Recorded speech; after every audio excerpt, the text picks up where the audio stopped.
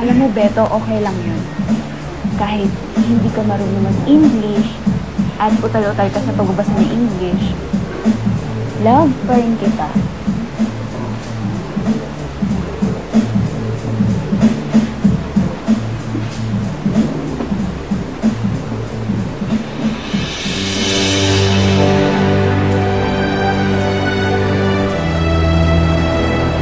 Bakit may nalikan ng kamay ko?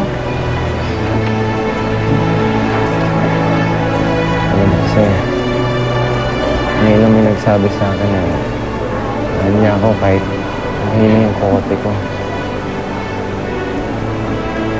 Ayun. Salamat eh. Salamat, mahal mo ako.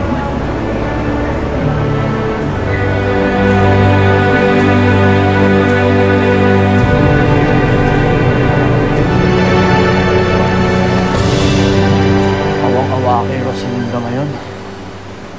Sa sobrang trauma niya, takot na takot siyang mawala si Erica ulit sa kanya. Buti na lang, nakita mo yung bata doon sa loob ng maleta. Hindi, na-suffocate na yun. Hirapan nga ako makatulog kagabi. Bantay na bantay ako kay Rosalinda. Baka kasi anong gawin niya kay Erica sa sobrang paranoia niya.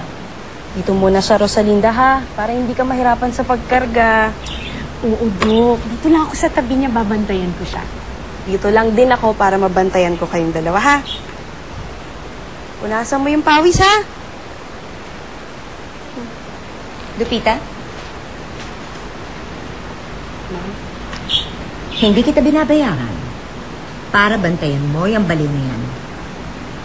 Ma'am, pasensya na ho, pero bilin ho kasi sa akin ni Sir Fernando kasi nabantayan ko si Rosalinda at si Erica. Natatakot ho kasi si Sir na baka po maulit yung nangyari kagabi. Por qué? Ano nangyari kagabi?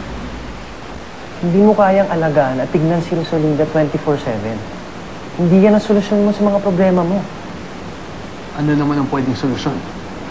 Ngayon na nakakasakit na siya, ipasok mo na lang siya sa isang mental institution. At least doon, matututukan siya. At baka maagapan ng mga professionals yung sakit niya. Ano? Ginawa ng babaeng yan? Ipasok yung anak niya sa loob ng maleta?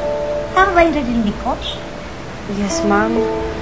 Kaya nga, ma'am, sana ho, huwag niyo na po akong bawalan na bantayan ko sila. Baka ho kasi mapagalitan ako ni Sir. Siya, balikan mo na yung alaga mo. Bantayan mo na yung baliw niya.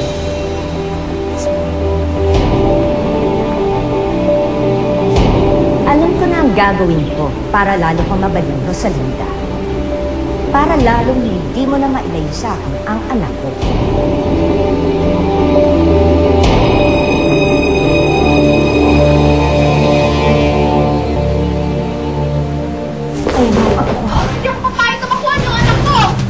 Hello, Sir. Si Rosalinda po. Nasa panganib po si Rosalinda at ang anak niyo. Lumabag ka sa batas, sumama ka sa amin sa presinto. Erica, ligtas na tayo. Hindi nila tayo mapupuntahan dito. Tia Soledad, si ate nasa TV. Ano? Nagpapa ka! Hindi niyo ba ako naiintindihan? Nasa panganib ang asawa ko. Kailangan ako ng mga ina ko! Bistado ka na. Hindi ikaw ang totoong anak ni Alfredo. Ano akala nyo? Ibibigay ko siya sa inyo?